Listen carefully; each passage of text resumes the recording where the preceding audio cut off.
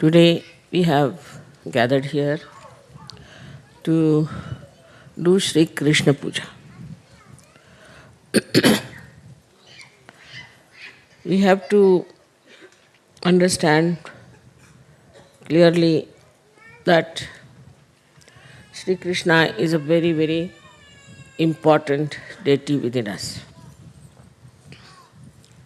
Because he is the Vishnu who resides in the void, in the Navi. He is the one who generates dharma within us. When you got your realization, I didn't tell you, don't do this, don't do that. I never told you that this is not good, that is not good. You just did it because Sri Vishnu was awakened within you. He is in the void, and if he is awakened, he brings you to the light, removes your ignorance, removes your darkness, and you start seeing that whatever you were doing was destructive for you. And that's how the dharma is established. Of course, the dharma was established also by all the 10 gurus who came on this earth, the prophets, who taught us about dharma. Close this one. Keep it moving if you like. So this combination of Sri Vishnu and the 10 gurus is to establish dharma within us.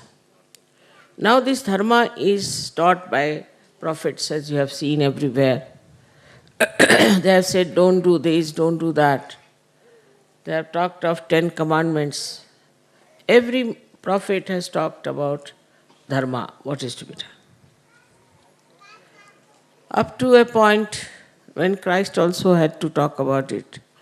And he says, thou shalt not have adulterous eyes. But Sri Krishna is the one who says that I come on this earth when there is a glani, means demise of dharma. When the dharma becomes weak, then he comes on this earth and then he destroys the people who are responsible for bringing dharma to this level of doom. The second thing he says that I protect the saints. I protect the saints and I kill all those who are devils or who are satanic, who are destructive. These are his promises, which he gave long time back as Sri Krishna. As Vishnu, we know him only as the one who is the giver of dharma, mainly. But all his potent qualities really were expressed when he came as Sri Krishna. At the time of Sri Rama also, these qualities could not be expressed in that way. So Sri Krishna's first half of his life he spent in Gokul and Vrindavan, where he showed his beautiful expression of his character as he made it what he calls as Leela, Leeladhara. The one who said that you become a witness. You witness the whole world like a drama, Sakshi Swarupa. And then, once you see the whole world as just a child watches, in a childlike mirth and joy, you enjoy life. That has happened to you people, that you have become like citizens of Vrindavan and Gokul. The way you are enjoying yourself, enjoying each other's company, enjoying the bliss of God. There he showed also, by killing Kaliya, by killing Putana and other people, that if anybody tries to trouble such joyous children of God, he is the one who will definitely protect and kill all such evil forces which are troublesome. But later on, he becomes the king. And when he becomes the king, he uses his powers in a different way. First of all, if you see, his own uncle, his own relation, his own uncle, mother's brother, was Kamsa and was such a bad man. So Sri Krishna didn't spare him. He killed him. He killed so many people. Before becoming the king, he killed so many people. Now, what does that mean? That his own uncle he killed. One quality that he has, which Christ had, we can say, or so many saints had, is forgiveness. He did not believe in forgiveness. He is the only one who said that I have to punish. We have to have somebody who should punish also. If you are like Shiva, then Shiva used to even love Rakshasas and in his innocence used to give them also blessings. But Sri Krishna did not believe in forgiveness at all.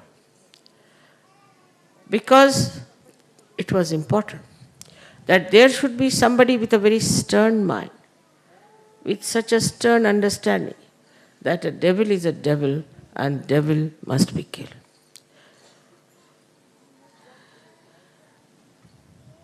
He has done in his lifetime, if you see, killing of so many people.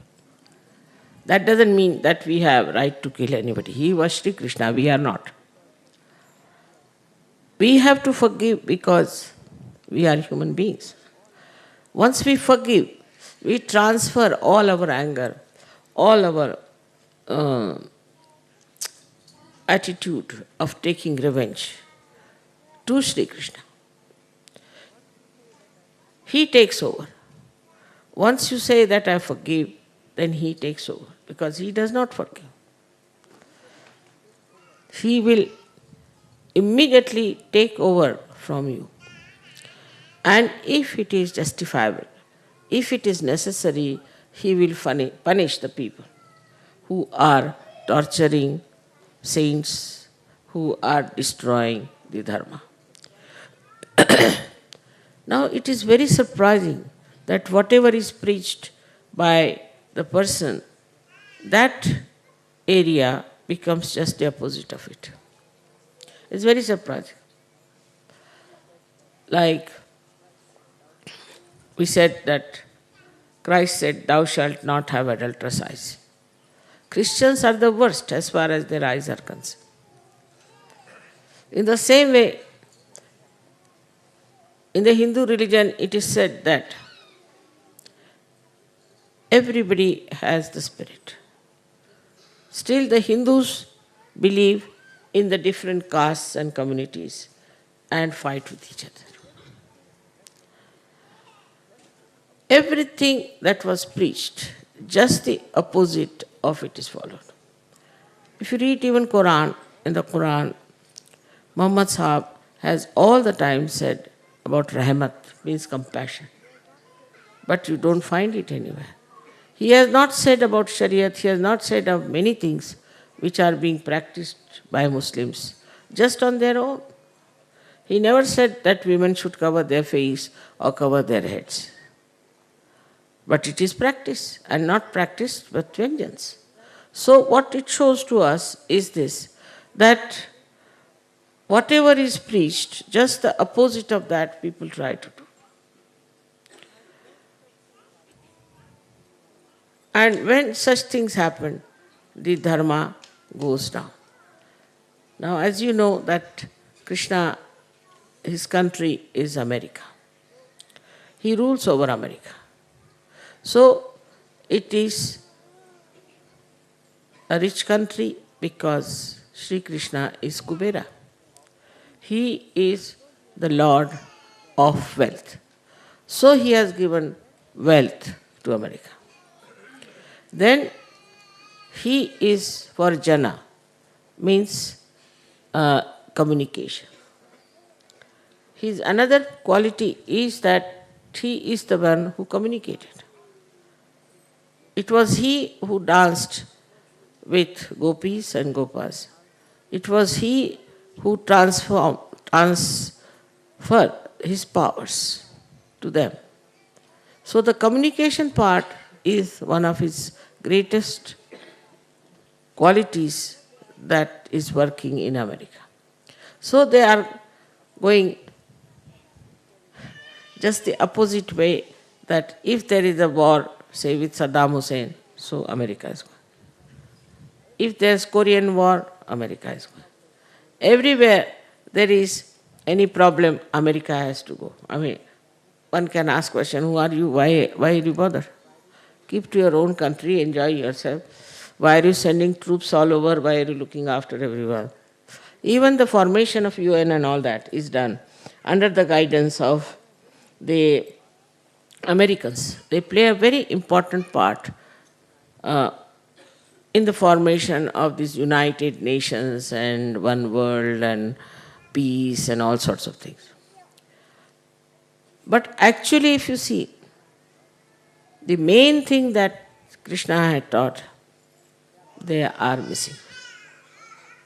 They are all right for communication, they are all right for establishing relationships between countries. But the worst thing they have done is that there is no dharma, no idea of dharma, no morality. Democracy without morality. To talk of morality in America is something out of the blue. They cannot understand anyone who talks of morality. Now, of course, the pangs of their doings is really torturing them. And also, they are realizing, some of them, that because of immoral behavior, they have come to a point where 65% people of that country who are Americans may suffer from some disease or may just die out at a very young age. When it is coming as a starking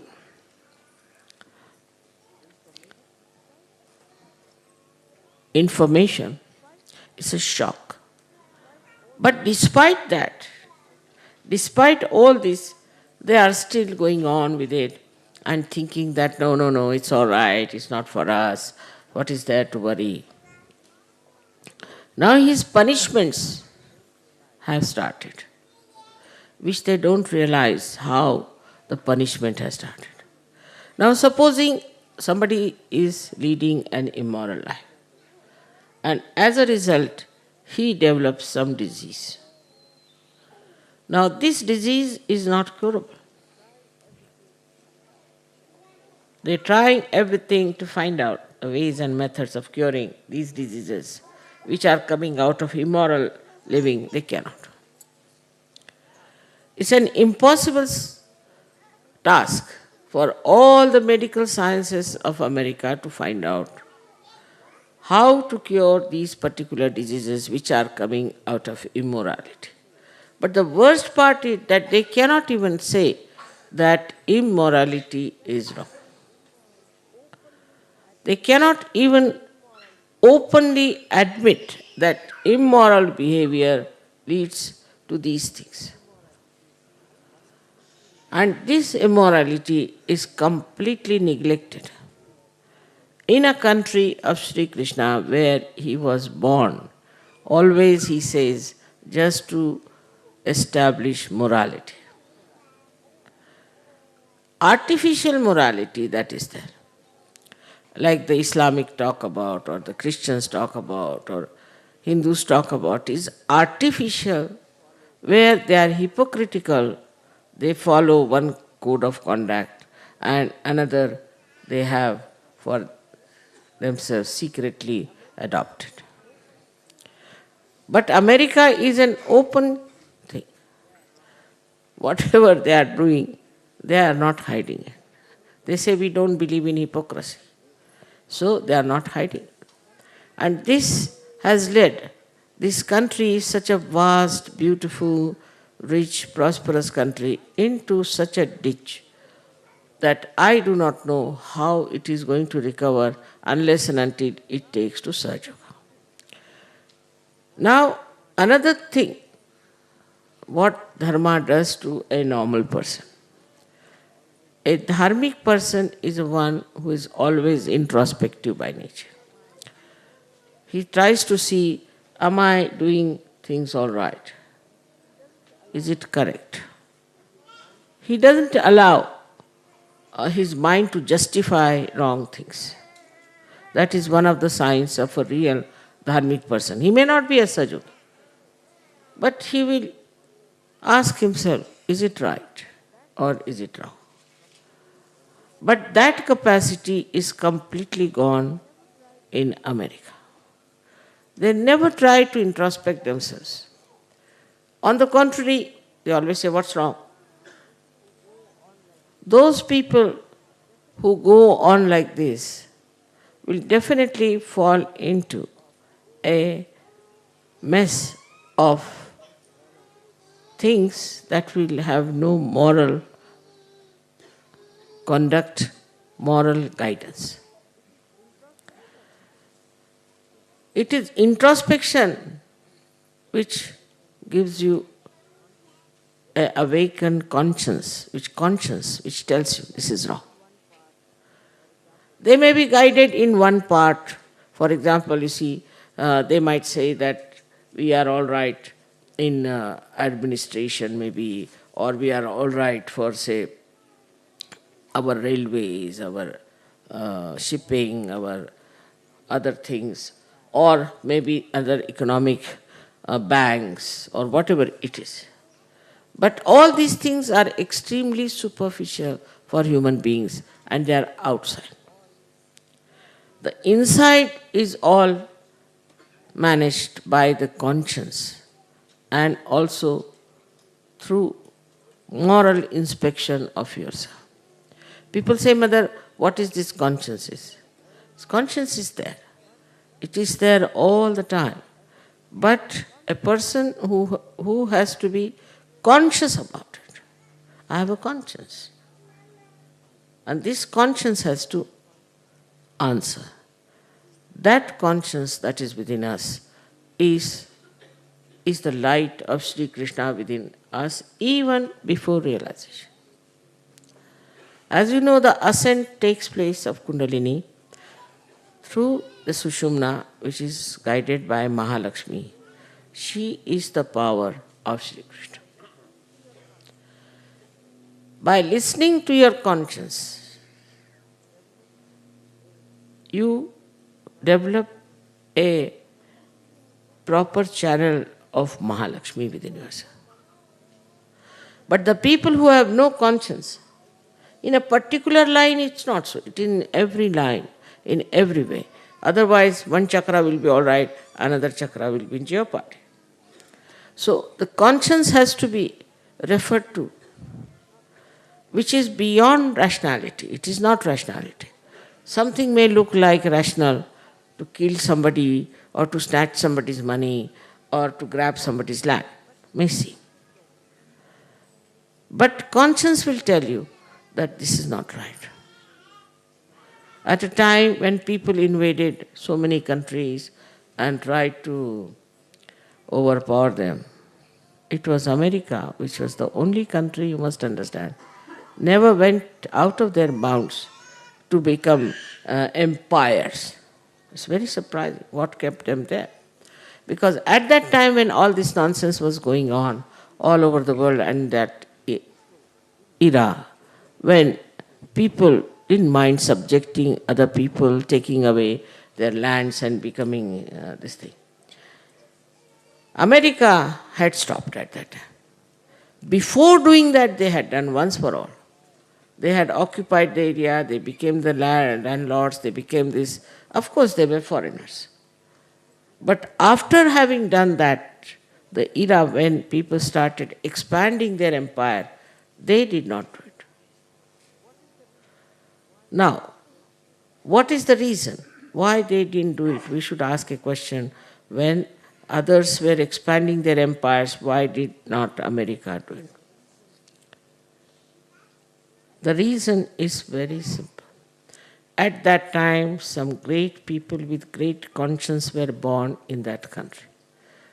And they guided that country.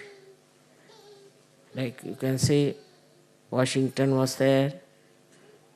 Of course, there were so many people whom if I name, there will be a big list of those people. But if you see their character, their life, the way they live, Abraham Lincoln, if you see his life, full of conscience, full of conscience. And they didn't allow the nation to be drifted away to the ambition of gathering other countries and making them their slaves, and this they didn't do. So in the first place, when I should say Columbus went there, conquered them and tried to, actually he didn't do much, but Spanish and then others and then Anglo-Saxons, all of them, when they conquered that country, once they settled down there, as if that era was over for them, once for all. And then they started talking about freedom, of democracy, of higher values. But the karmas of their past, the way they killed so many aboriginals, so many Red Indians, will not be forgiven by Sri Krishna. Unless and until now they take to Sajo. Despite that time when they did not try to overpower other countries and to spread their empire and do all kinds of cruelties like Hitler, they didn't do that. And they always stood for something that is justice, tried to, at least then they become hypocritical also. But on the whole, on the face of it, they tried to show that they are for uniting the whole world. They against racialism, against fundamentalism, all this, this some sort of an idealism they propagated. But despite all that, all these ideas of self-destruction started working in them. So, I would say it is nothing but their karmas are working against them. And that's how the violence is so much rampant. So many diseases, so many things. It is very remarkable that all these troubles have started very, very recently in America. Because the exposure is coming up. To add up to that, we had lots of false gurus who went there and captured innocent, simple people who were seeking the truth. We have lost so many of them in America. Also there, I would say, in the atmosphere where these curses of the people whom they had killed, which reacted and they took to something that was wrong. Why should they have taken to wrong things as far as their personal life is concerned? Freedom was given to them, but they thought freedom is there also to ruin themselves or to make a mess out of their lives. This is a wrong idea which worked in them. Then the whole idea became collective. When it became collective, they found out that people like all those things that are destructive. So we have Hollywood there, we have all such organizations and musicians and big, we can say, destructive forces which have formed groups and militant organizations which openly say that we are that. For example, only in America we have Satan's organization, Devil's organizations, then this witchcraft, openly. Openly they are registered organizations in America. When nowhere in the world you can have such a thing, that this is a black magic organization, this is a witchcraft organization, openly they are registered. So to such an extent they have gone and accepted collectively. The reason is the punishment. That's why America is the most difficult place for us, for Sahaja. One must have real sympathy for them. They are now passing through the phase of punishment. Because their forefathers did all kinds of wrong things, and they too never accepted dharma as a principle of life. They thought that dharma means killing your freedom. Dharma means it takes away your personal, private life into the hands of something else. So to establish dharma in America, what can we do? I have been to America at least 10 times more than I have been to Russia. And I want to really somehow or other bring to their notice that you have lost your dharma. But this will never appeal to them because they are very egoistical. If you tell them like that, then they'll be very angry. On the contrary, those who tell them like Rajneesh and all these people, oh, this no dharma, their weaknesses, their egos are pampered, then they are very happy. So it's a difficult task in that country to make people understand that you are under punishment. That this punishment you can only overcome if you become Sahajogis. With Sahajoga, their dharma will be awakened and all their punishments and all their curses will be over. It is America which needs Sahajoga much more than any other country. My concern for America is for the same reason. I am not saying so much about South America, but more about the North America. But even in South America, what I found is that it is a kind of a nation where they have no guidance at all about dharma, no guidance. Openly they are doing carnival, this, that. I mean, how can you do it in a country, all those things? They are following the footsteps of North America. Like in North America, they have that Halloween nonsense. I mean, imagine openly on the street doing Halloween nonsense. So they are following carnival. To them, what a thing it is to go to Rio as if there's a very big achievement and going into that carnival from all over the places, from Australia, people are coming down. All this is working against them very much. Their situation is so bad in so many ways that it is not easy to explain why they are going to that limit. Like 13-year-old girls are made into prostitutes in Brazil. Openly. All their trees are cut in Amazon. Openly. Whole smuggling is done openly. Their politicians are corrupt. So much of black magic there. So much of black magic. Openly that. They are just following the footsteps of North America. The dharma is like this Catholic Church is there.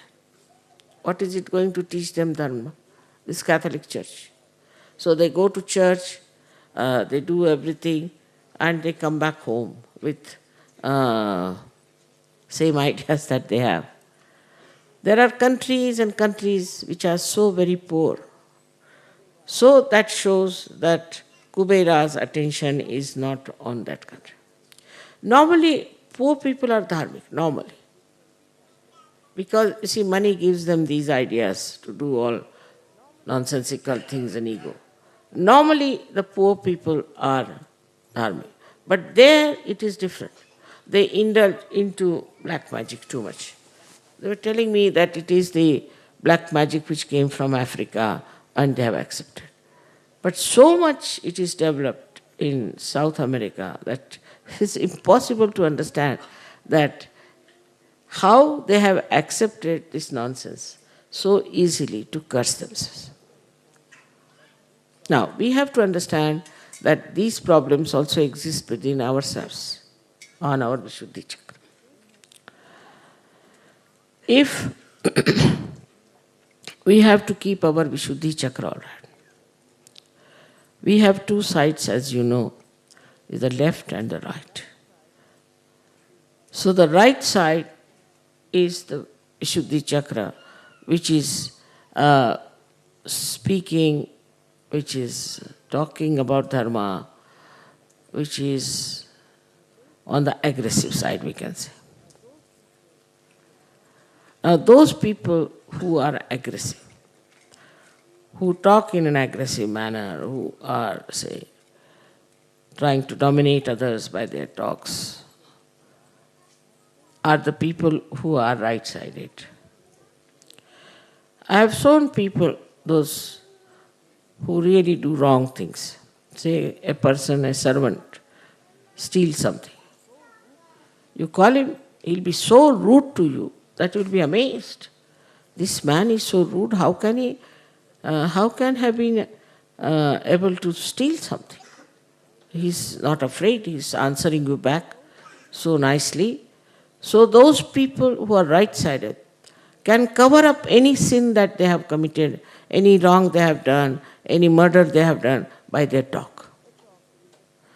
It could be a talk which is very aggressive, blatant. People might think, oh, how can that be?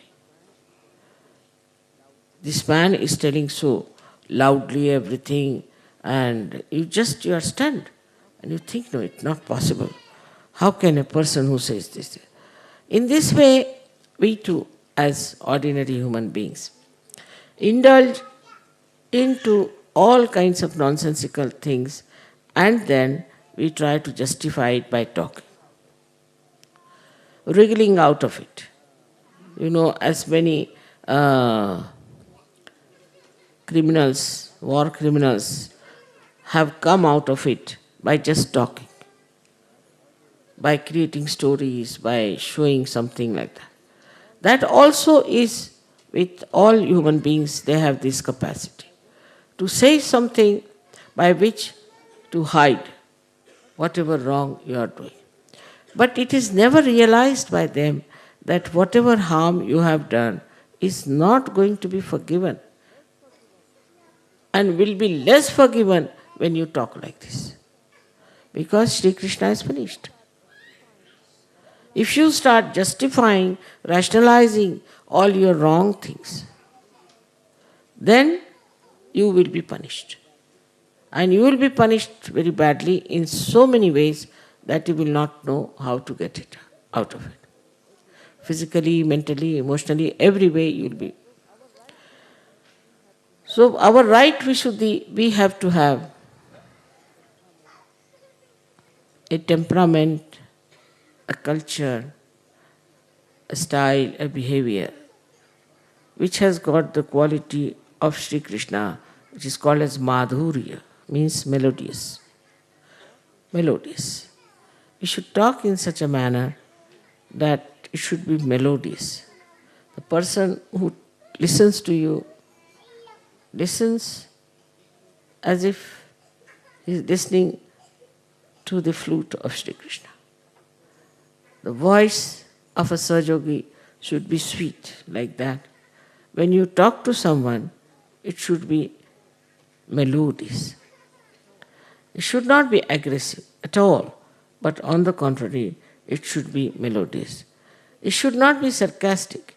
It should not hurt another person. Any word that hurts others cannot be coming from the proper type of right Vishuddhi. So in no way one should hurt.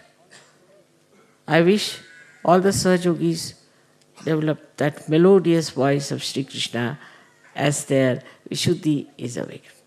Madhurya, in his behavior, Madhurya is, see, while talking to someone, there are so many gestures by which you can express your Madhurya. For example, especially in Italy and other places, I have seen people use too much of their hands. This is also Sri Krishna's style. So they use their hands in such a way that sometimes you don't understand what they are meaning. And sometimes it can be quite aggressive also, the way they use their hands. Now the hands must be used in such a way that it should create madhurya. I have seen this in Russia, or especially in Eastern blocs, where people, they have to express their love. Just put like this. If they have to say namaste, the whole expression is so sweet, and also their heart is very full when they see me. So they don't know how to express it. So they just put their hands like this. Or they feel shy, they do like this. Very, very sweet things they express through their hands, through their eyes.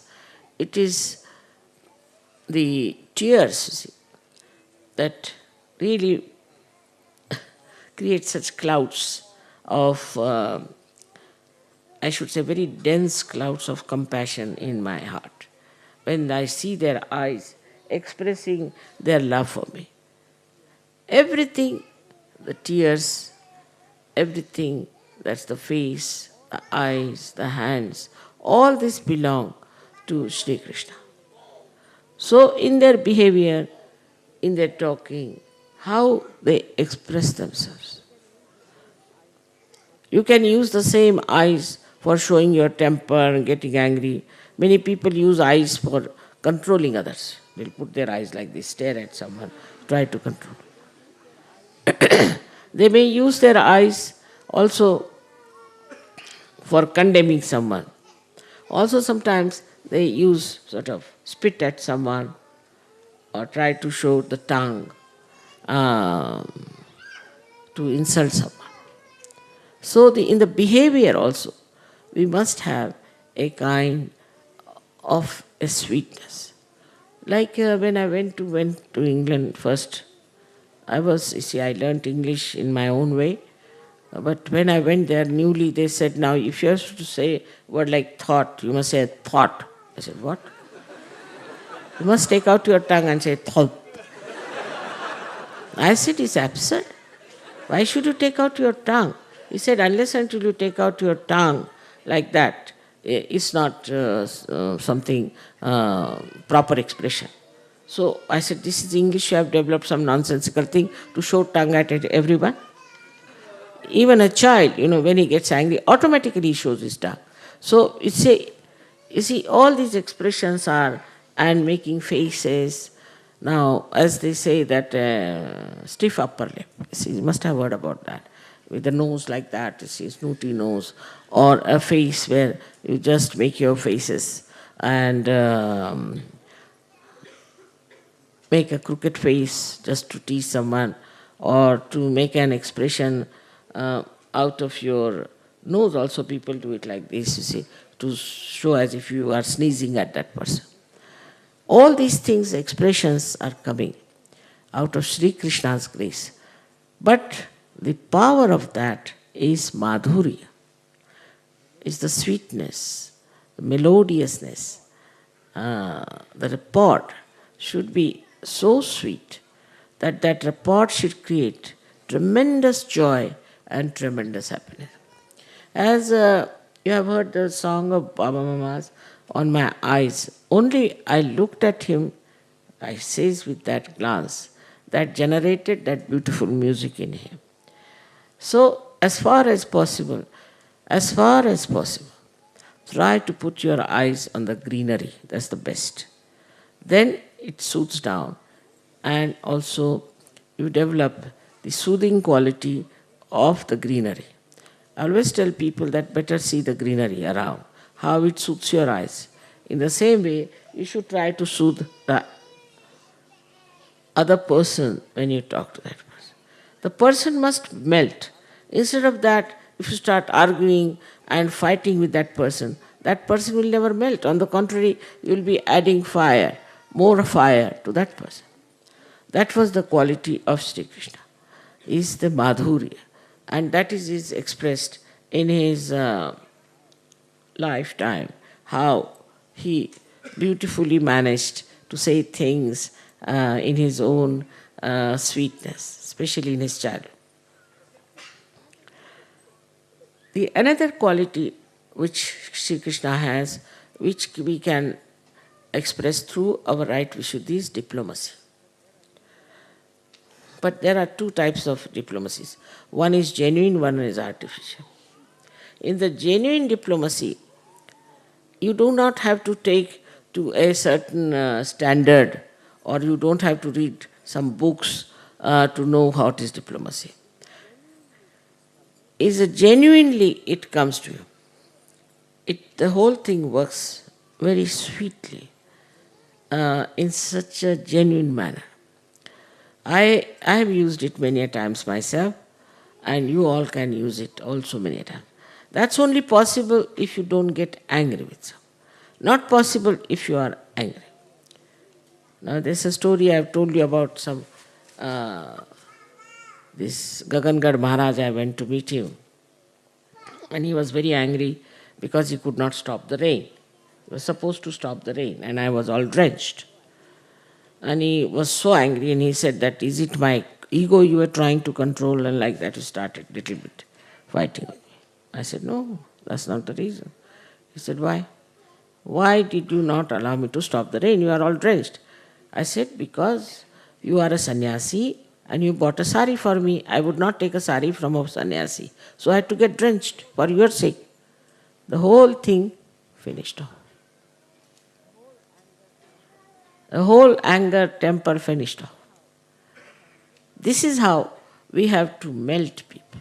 The diplomacy is not convincing anybody with his intellect or by temper or anything, but it is to melt away another person by your goodness, by your good words, by your sweet works, by your forgiving nature. This quality he had, and he tried this on many people. It worked on some, it did not work on some.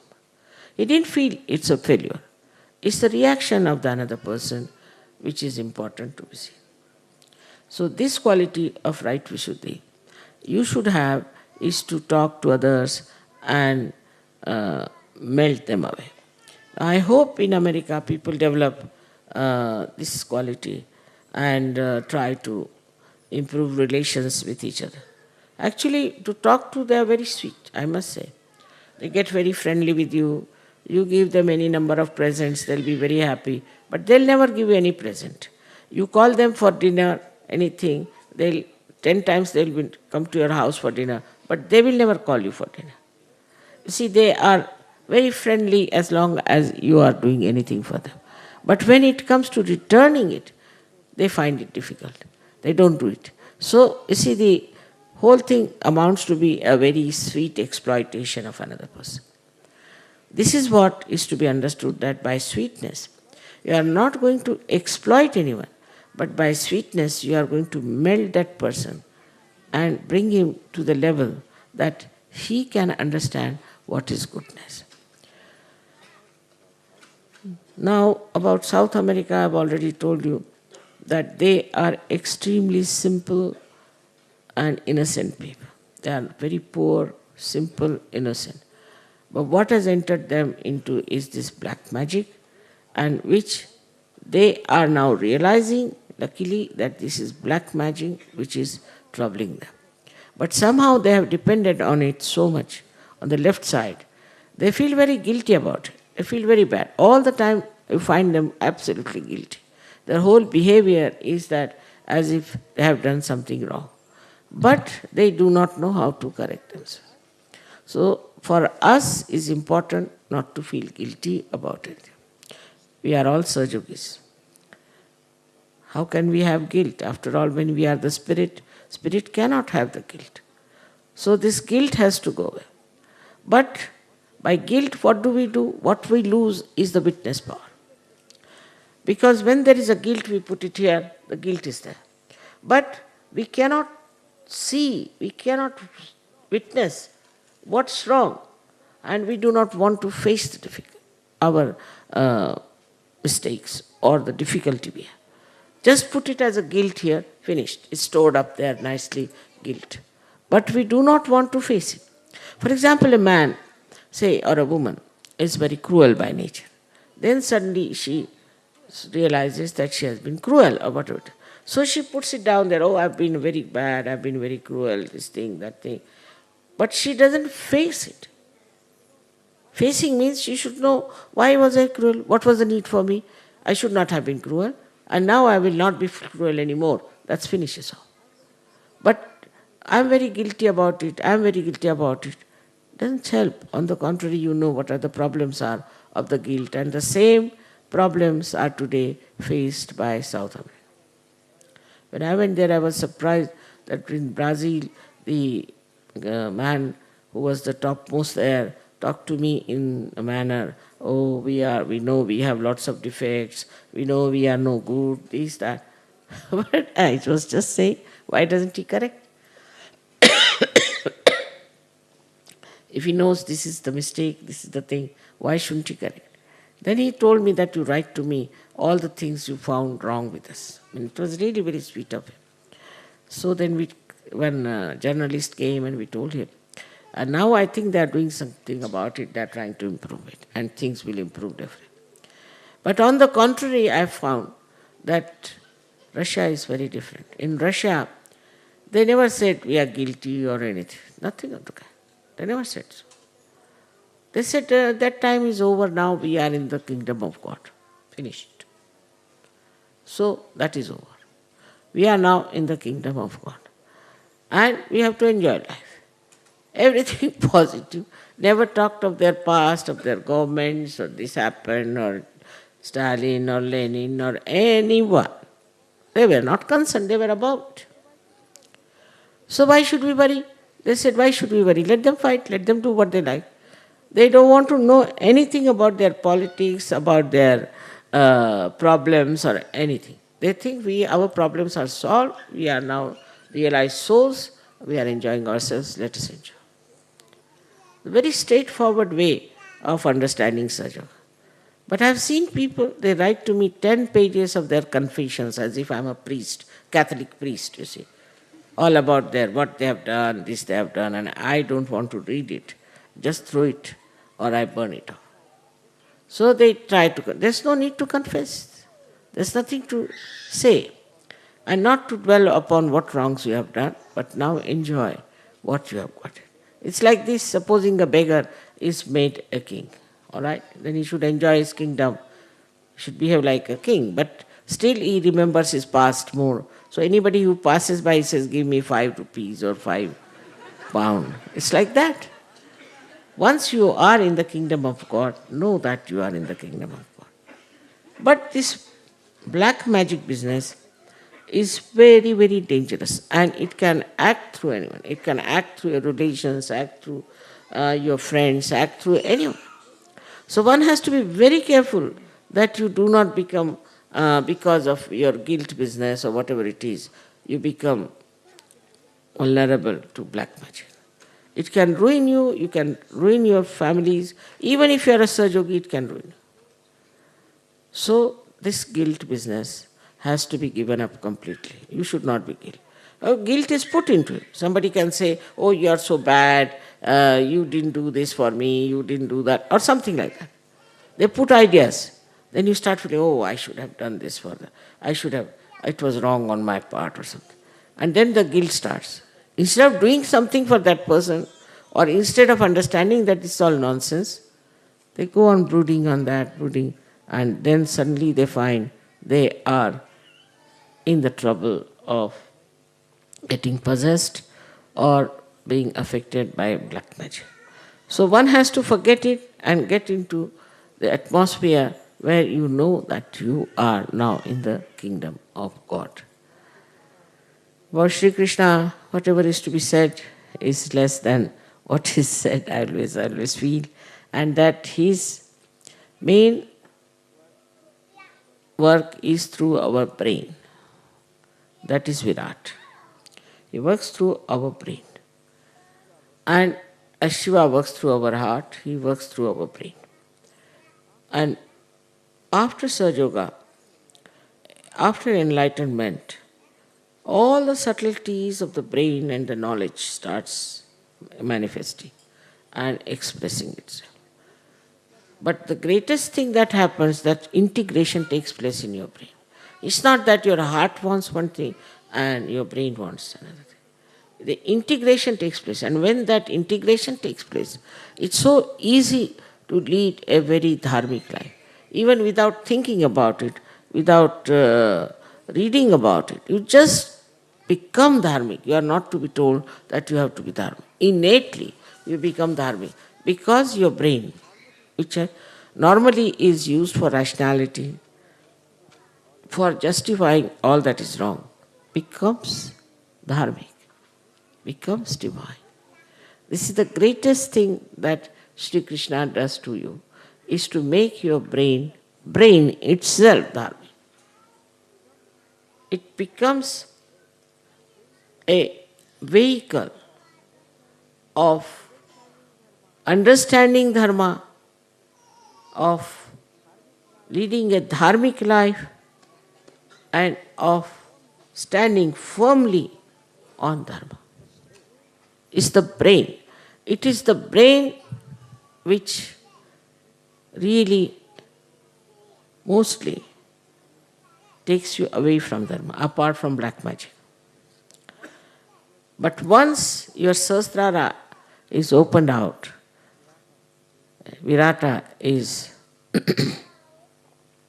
expressed, then you are amazed at yourself. The one who was indulging into everything, thinking this is pleasure, this is my right, I should have done it, who else can tell me and all that. Suddenly you become a prophet. This is the greatest blessing of Sri Krishna, that he is Virat. And the Virat is your brain. And the brain of God Almighty is Virat. So this is what one has to realize, that after realization, a person gets ideas which are always constructive. And if they are not, then you are not yet a Sahaja Yogi. Constructive and dharmic. That is very, very important for us to understand, where is our mind going. Is it contradicting? It is telling something else than what it is. We have to just keep a watch, and you'll be amazed to see how your brain has changed its ways. The upside brain has become normal. This you can get very easily if you just meditate every day and see for yourself how the expression of your Sahasrara is penetrating into your being and is acting in your life. Then all the powers of Sahajogi will be manifested, and you don't have to anymore doubt yourself, and others will never doubt. May God bless you.